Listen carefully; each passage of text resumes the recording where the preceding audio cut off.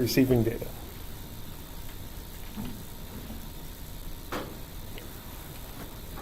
So we have to talk about how pulleys fit in with our ability to do force analysis. And we're doing force analysis because it tells us how we can affect the motion of different objects. What happens when things are on a surface, if there's friction, no friction, if we tie strings to stuff, exert our own pulling forces on stuff. And pulleys give us yet another way to tie things together. And generally, a pulley does two things for us. It changes the direction of the tension on a rope. A straight rope will just pull inward on the ends, whereas if you wrap a rope around the pulley, the two pulling forces can be not necessarily toward each other. But a pulley also links the motion of two objects, because when you tie two objects together, even if there's a pulley in between, the length of the rope is a constant thing. So that means that when one object moves, the other one also has to move. Now we're going to deal with ideal pulleys. And ideal pulleys do two things for us to make our work easier. One, they don't have their own friction inside an ideal pulley. And then the second thing is they have no mass. Studying pulleys that have mass is a little bit tricky, and we're not going to do that in General Physics 1. So the easiest system to analyze that has a pulley in it is called the half-Atwood machine. All of the systems that we're going to deal with pulleys fall into a class called Atwood machines. There is one that is the actual original Atwood machine, and you're going to do a lab about that. But you're also going to do a lab with a half-Atwood machine in it, because it provides for us the ability to measure the friction force fairly directly. I think you'll do the Atwood machine when you come back from spring break, and then the following week you'll do the friction lab, which has a half-Atwood machine in it. So it makes sense for us to talk about the Atwood machine, study it a little bit, do some homework practice on it. Then when you come in and do it in lab, you'll be pretty familiar with it, and you'll be able to understand exactly what's going on in lab. I guess that's an ideal description of an ideal pulley lesson. We'll see how it goes. So a half-Atwood machine is built like this. You have a table. My pen tablet died again. It's like every day when I open my computer, it's dead. Okay. So you have a table, and I like to put little hash marks underneath the surface of the table to make it stand out, kind of like shading. And we're going to put a mass up on the table called M1. And maybe there's some friction there. So I'll indicate it symbolically by saying mu. And we'll figure out how to deal with it with no friction, with static friction, with the threshold of static friction, and with kinetic friction.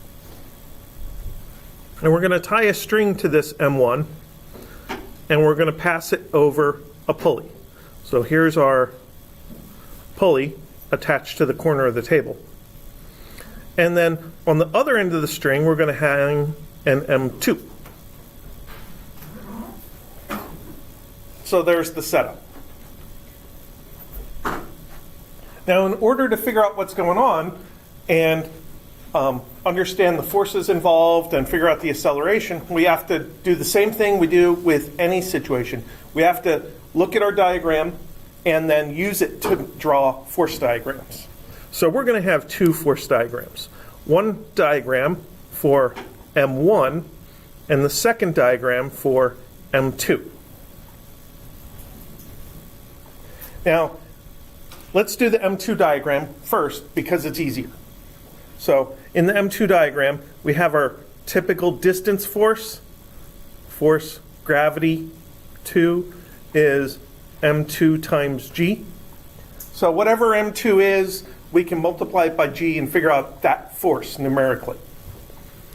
Then if we look around M2, M2 is only touching one thing. M2 is touching that string. So a string is going to provide a tension force for us. And since the string is hitting the top of M2, the force of tension is pulling on the top of M2 in the diagram. So that's our diagram for M2. Now we have to go and think about M1. M1 is also going to have its own force of gravity. Fg1 equals M1g. And then as we look around M1, M1 is touching two things. M1 is touching the string, and the string is coming out the right-hand side, so we have to put a force of tension attached to M1, but M1's also touching the table. So the table's going to provide what for us? Normal force and friction force. So we'll put in the normal force perpendicular to the table, and we'll put in the force of friction opposing the tension. So think about what will happen if you let go of this thing. Two things could happen. One, it could stay still. So M1 could like stick to the table, and then M2 would just be hanging there. But the other thing that could happen is M2 could be heavy enough to actually drag the string down, and that would pull M1 across the table.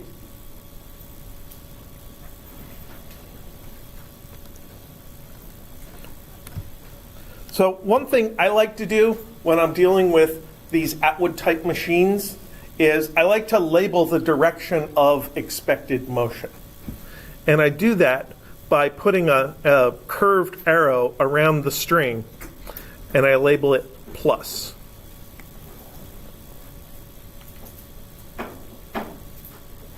So what that means to me is if these things have a positive velocity, they're going to be moving in the direction of that arrow. And a positive acceleration would be in the direction of that arrow. So now let's take a look at the actual force equations.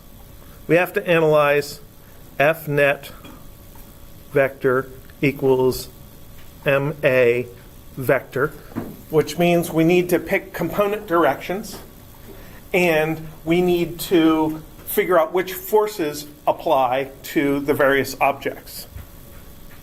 So for M1, we're going to have two equations, one for the vertical direction and one for the horizontal direction. So we'll have an M1 x direction equation that we'll build in a second, and an M1 y direction equation that we'll build. So the x equation, the way I've drawn it, is pretty easy. We have the force of tension is positive, the force of friction is negative. We'll get to the other side of the equation in a second. The y equation is pretty easy. We have the force normal minus m1g. And then we just have to figure out what we expect from the acceleration. If m1 moves at all, it's going to accelerate to the right. So that's an x direction acceleration. So we're going to put this m1a in the x equation, and we'll declare that we know that m1 is not going to move in the y direction because it's stuck to the table. As long as there's a normal force, it's touching the table, and the table isn't going up and down, so m1 isn't going up and down. So that's pretty straightforward. Now let's do an equation for m2. And it only has anything going on in the y direction. So we'll do it regular first. In the y direction, we have the force of tension minus m2g equals m2a2. And I have to distinguish this acceleration from that acceleration, because when m1 moves in the plus direction, m2 is moving in the minus direction. So that kind of makes this a2 the opposite of the original a for the first mass. And that is kind of annoying to me, to have different accelerations in different equations. So there's an alternative to dealing with this. We're going to build an m2 equation in the plus direction. Because when we analyze Newton's second law and write out all our vector components, we pick a direction. That's the positive direction. So any vector that points exactly in that direction is positive. Any vector that points exactly against that direction is negative. Any vector that's perpendicular to it doesn't show up. And diagonal vectors show up with sines or cosines. But we're allowed to pick whatever direction we want. We don't have to say up is positive. So what I'm saying here is the direction of my blue marked plus sign is going to be my positive direction for this equation that I'm building. So any vector that is in the direction of the blue circled plus sign is going to be a positive vector. And I have one of those. Gravity is in the same direction. And I can kind of transfer that over here and put that blue circled plus sign on that diagram to remind me that this is my positive direction for motion of this object. So then I'm going to have m2g in the plus direction minus F tension in the minus direction is m2a. And this is where we get one of the benefits of using this positive direction idea. This acceleration of m2 in the plus direction is the same as this acceleration of m1 also in the plus direction. So I don't need to call one of them m1 and the other one m2. I'm sorry, I don't need to call them a1 and a2. They're the same acceleration. They can be different masses, but they have the same acceleration value, as long as I analyze my Newton's second law in the direction of motion, in that positive direction of motion.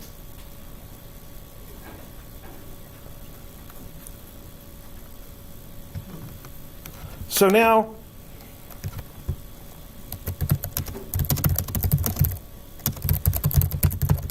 how do we find the acceleration?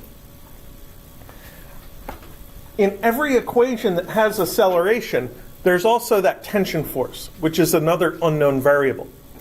We don't know how much tension there is in that string right off the bat. That's part of the analysis.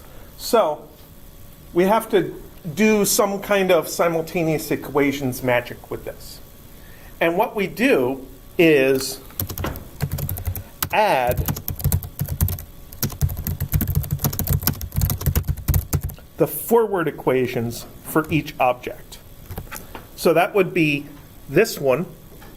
This is also the forward direction equation for m1, and this is the forward direction equation for m2. So then what positive forces do I have in the left-hand side of those equations? I have some m2g that's part of this equation.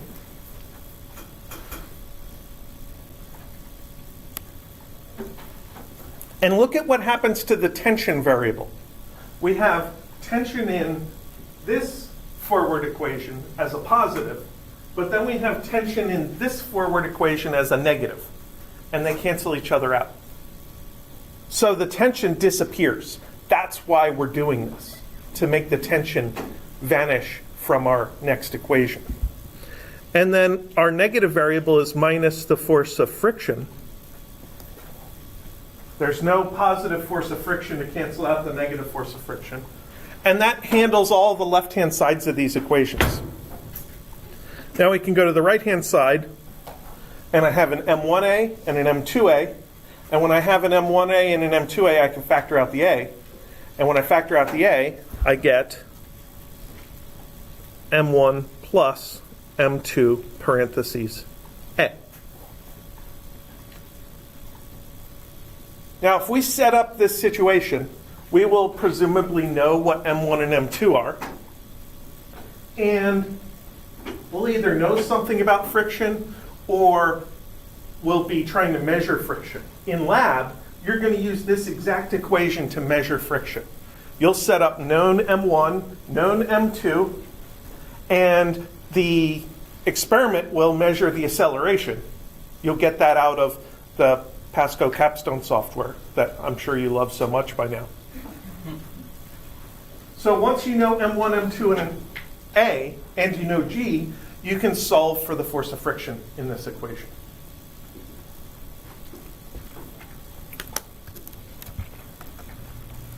So,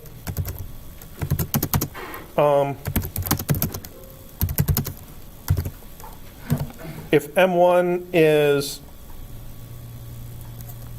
150 grams and M2 is 250 grams and A is equal to 2.0 meters per second squared, what is the force of friction?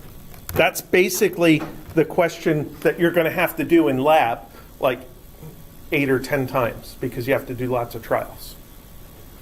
So we put in here are 0.25 kilograms, 9.8 newtons per kilogram, minus force of friction equals 0.4 kilograms. That's the total mass of the two. 150 and 250 is 400 times 2.0 meters per second squared.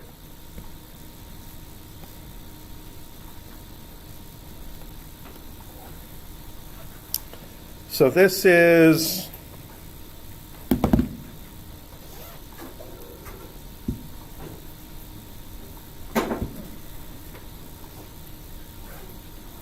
0.25 times 9.8 is 2.45 minus force friction is equal to 0.8. And this is 2.45 newtons, and this is 0.8 newtons. So I like this equation of motion because it actually tells me about numbers that mean something to me.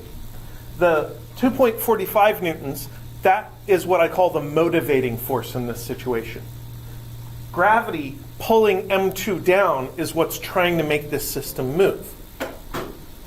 The 0.8 newtons is mass times acceleration. That's the net force in this situation. And if we take the positive force and subtract away the friction force, we end up with the net force.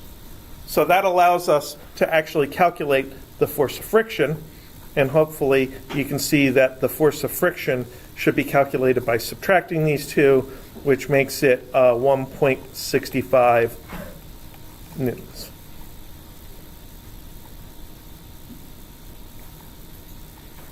So that's one thing that we could do with the half-Atwood machine, and that's what you're going to do in lab. Let's do another thing.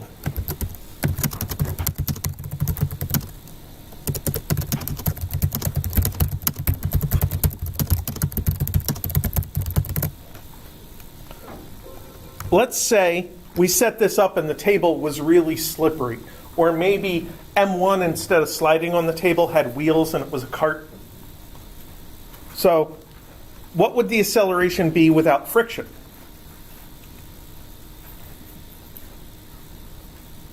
I'm going to draw it again because I like being able to look at a drawing while I'm thinking. So there's my table. Here's my M1. Here's my mu equals 0. That's an analytical way of saying no friction. Here's my M2.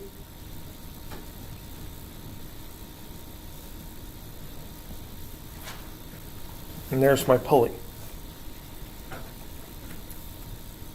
So now, my only force moving these things in the direction of motion, the only force pulling on them is M2G, and that's going to equal M1 plus M2A.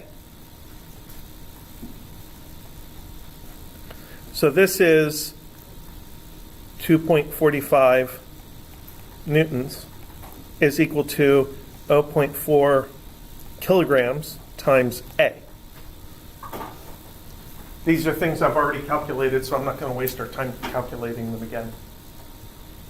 So then 2.45 divided by 0.4 equals 6.13 meters per second squared is equal to A. So in the half-Atwood machine, the acceleration is always slower than the acceleration due to gravity. And depending on the masses involved, it could be a lot slower, or it could be just a little bit slower. You'll deal right after spring break with a regular Atwood machine. And depending on which masses you hang from the strings, you could see the thing move very slowly, or you could see it move very quickly from rest.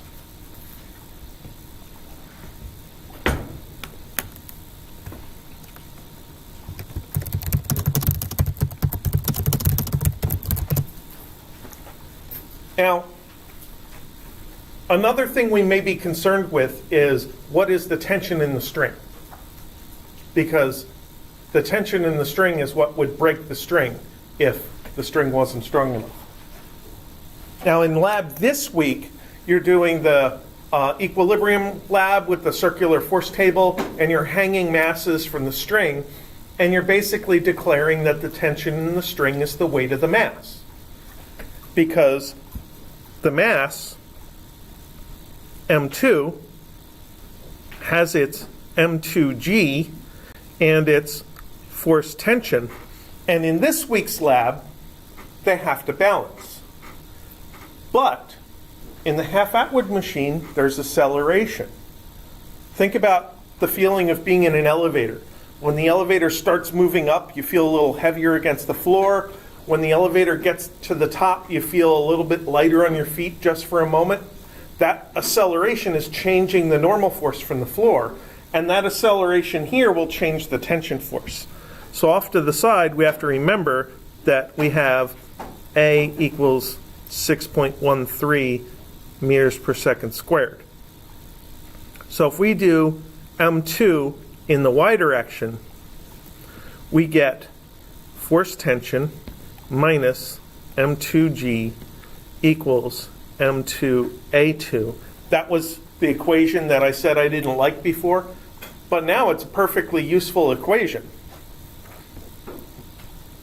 Force tension minus 2.45 newtons is equal to, this is 0.25 kilograms. That was M2's mass.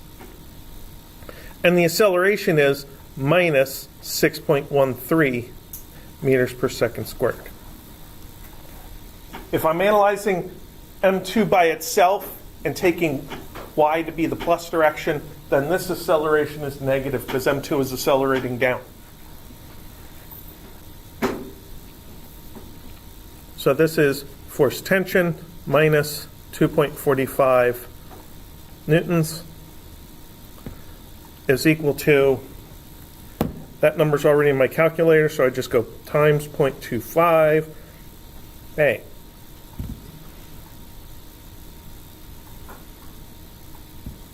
There we go.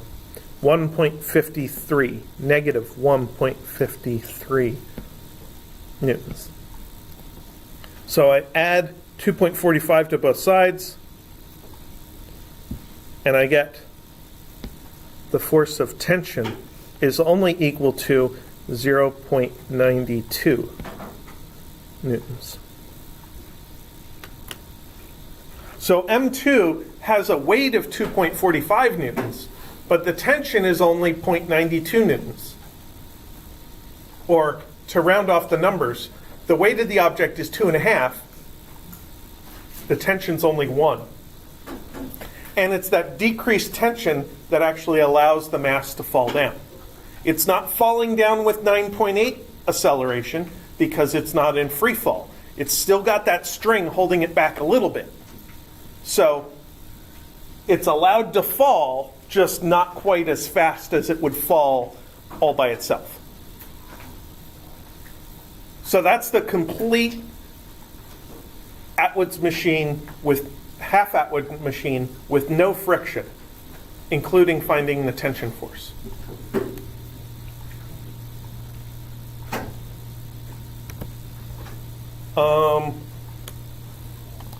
What else should we do to this?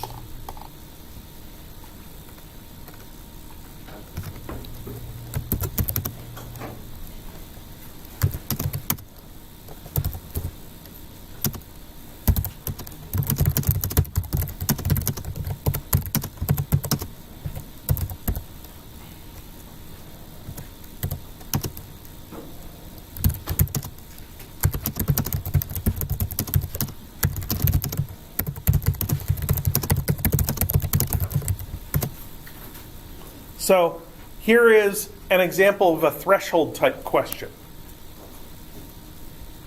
where we're given a static friction coefficient and we're asked to figure out how to make the friction of grip break loose.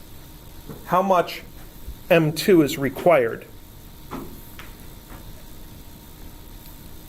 And one of the things to remember is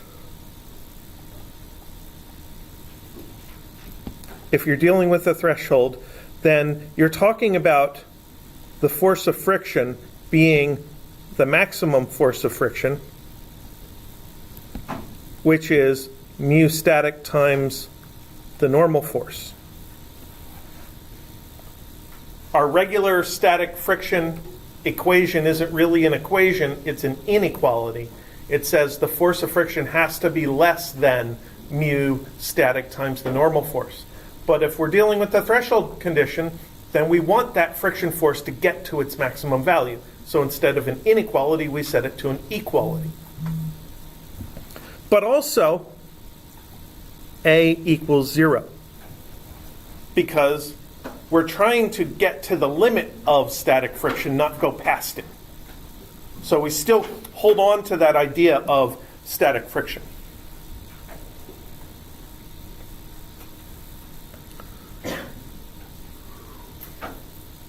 So let's draw this again.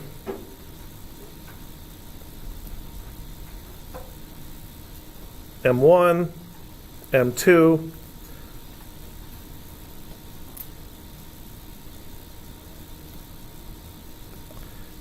and we have our force moving us forward or trying is M2G. We have our force holding us back is force of friction. And we do have to remember that M1 has its own gravity and it's sitting on a table. So we have to think about M1 y direction, which says force normal minus M1g equals 0. So force normal is equal to M1g.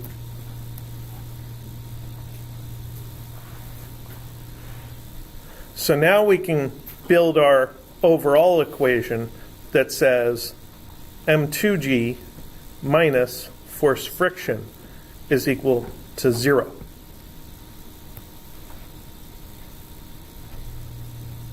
And that is the plus direction. So gravity is trying to pull us forward, friction is trying to hold us back, and we're trying to calculate how to keep the object stationary, but just barely. So we do put in our 0 acceleration for a limit of static friction calculation. So then this is M2g, this is mu s M1g equals 0.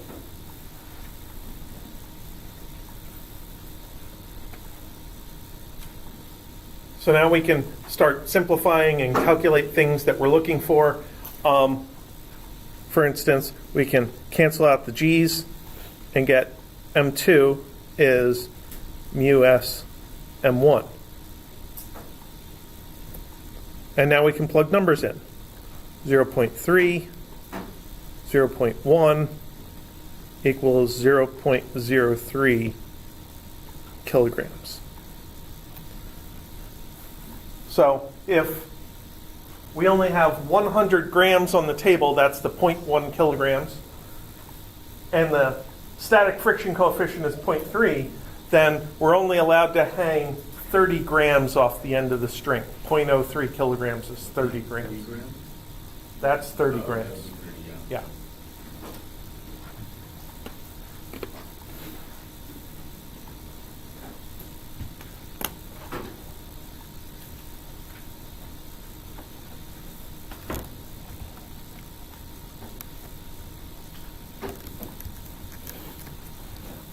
What's the tension in the string in this case?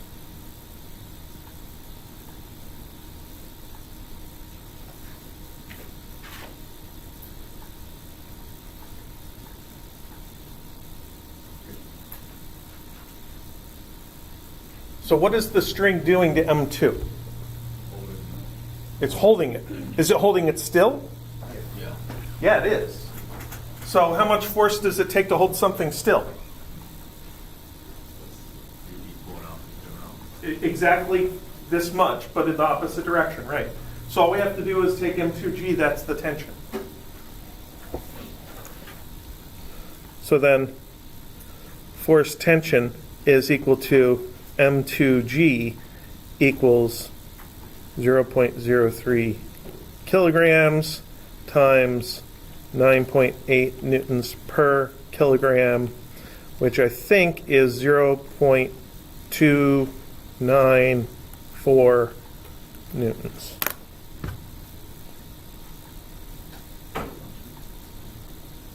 Point 0.3 times 9.8 is 0.03 times 9.8 is 0.294. Yeah.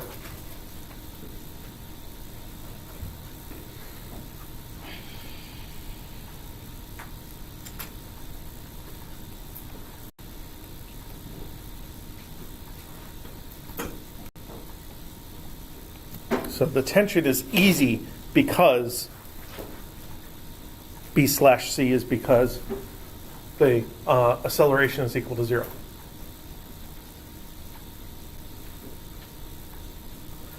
So hopefully that gives you a good idea of how to approach the half-Atwood machine situations, either with or without friction. I did it with static friction. I did it with the threshold of static friction, and up at the top we did a kinetic friction example where we were calculating the force of friction from the experiment that measured acceleration. So the half-Atwood machine isn't the genuine original Atwood machine. For that, we have to do a slightly different setup.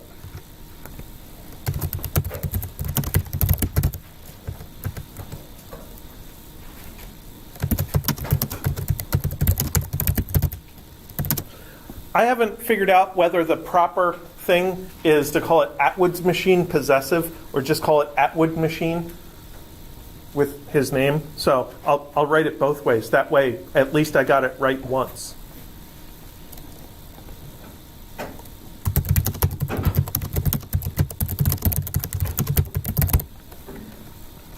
So in the Atwood machine, both masses are hanging from the string. So we basically have to put that string over a pulley. So here's our ceiling. Here's our pulley, which is attached to a bracket that holds it up. And then we have our M1, which I'm going to draw as a small amount of mass, and our M2, which I'll draw as a larger mass, and the string goes right up over the pulley. like that.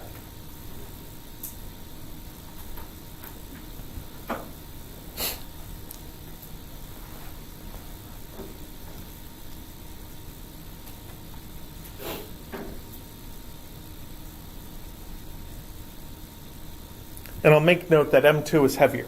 So if we start this thing off from rest, we just hang these two masses and let go, what do you expect is going to happen? The heavy mass is going to fall down and it's going to drag the light mass upwards. So we can put our forces on here. This one is M2G. That is the force that makes our system move.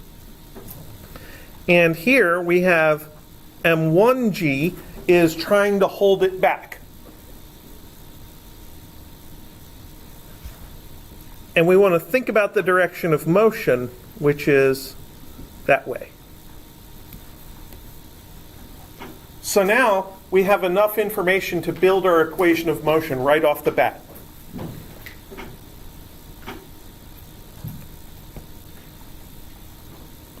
So this is called analyzing the system instead of analyzing individual objects.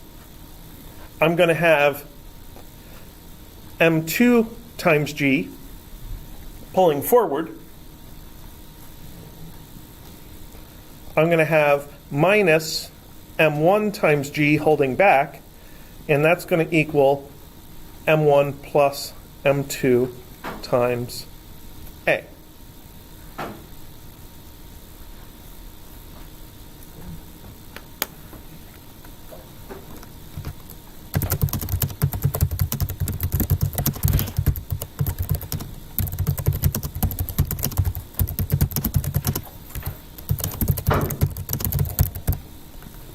So in this system analysis, we don't see the tension show up. The tension is an internal force. It is what connects our objects together.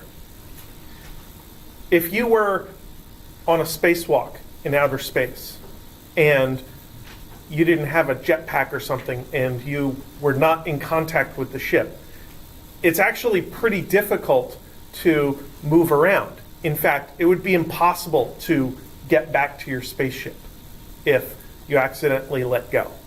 And that would be kind of disconcerting. I think that happened in the movie Gravity. Yeah, pretty sure one of the actors drifted away in the movie Gravity. I'm pretty sure it also happened in The Martian. Yes. Yeah. And in The Martian, he cut a hole in his spacesuit to turn it into a rocket to push him to the ship. Yeah.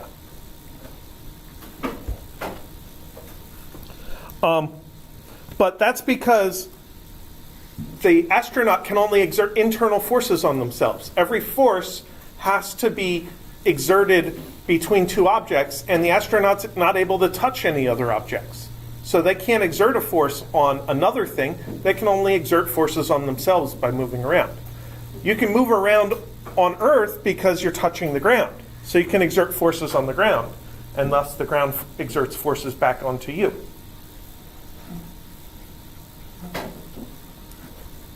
So now we have this Atwood's machine equation. We've thought about the external forces. We've decided what the positive direction of motion is. We included forces along the direction of motion as positive, against the direction of motion as negative, and that's equal to the total mass times the acceleration. That's our equation. Now we can try to put numbers into it.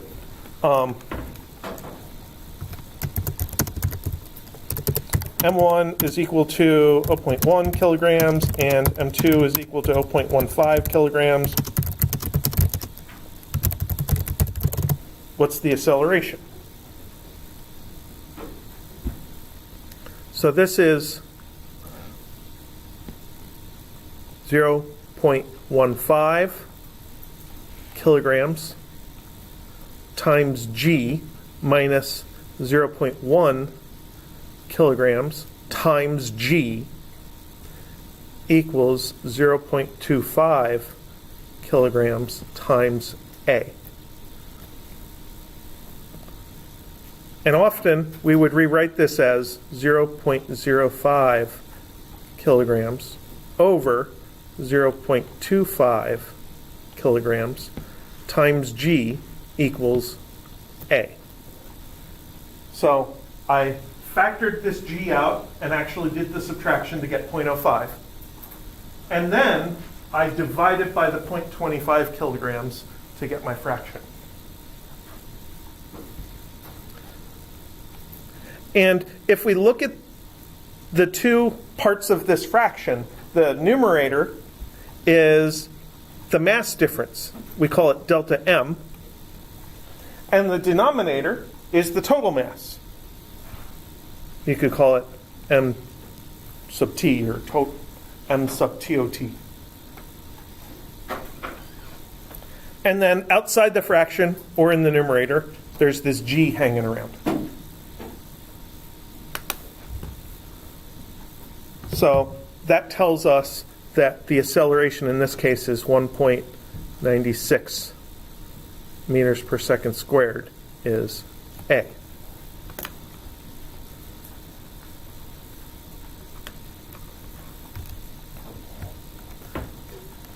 Now I want to point out here that M1 weighs 0.98 newtons. M2 weighs 0.15 times 9.8 equals 1.47 newtons.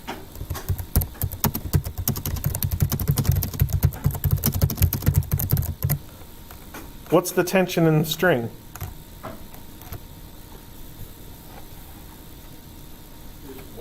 The weight corresponds to that mass, right? Weight is M times G. That's kind of the definition of weight. And the G value includes any variation due to your local environment. G is approximately 9.8, but around here it's actually a little bit less. Maybe it's like 9.75 or 9.78 or something like that. Depends on how much water's in the soil. With air in the soil, it's less. With water in the soil, it's more. But we're trying to find the tension in the string.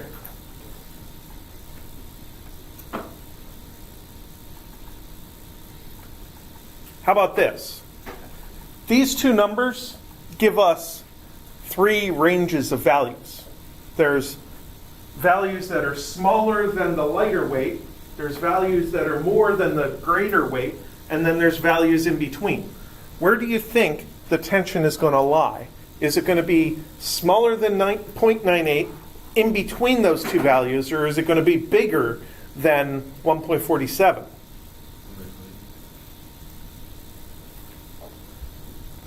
Why in between? Too much energy to break.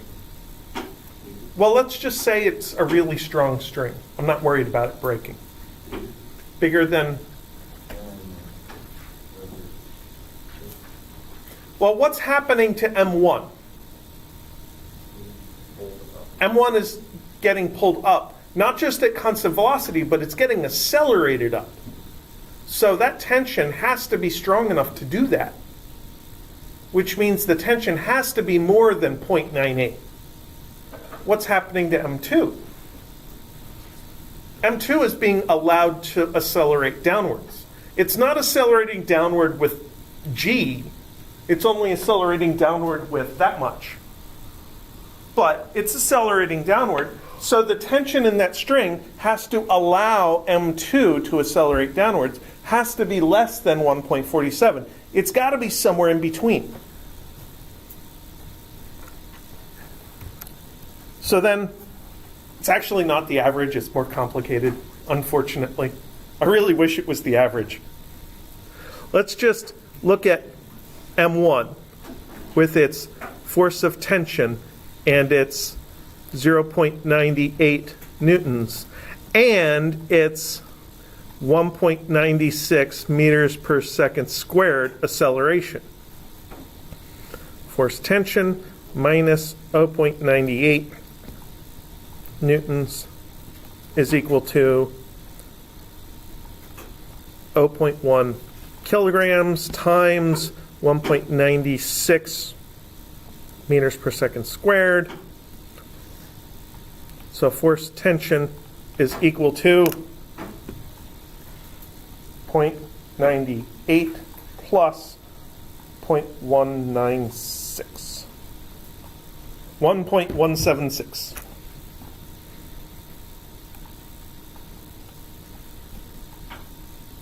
Newtons.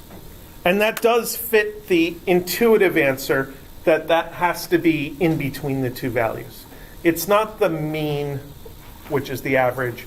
I don't think it's the geometric mean either. It's some weird calculation. And you basically just have to go through it to find the answer.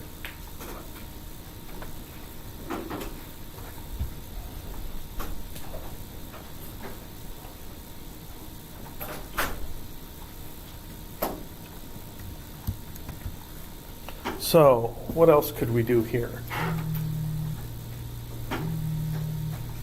No. Do not want phone calls. It's almost like I don't actually want a smartphone. All I want is a mini tablet.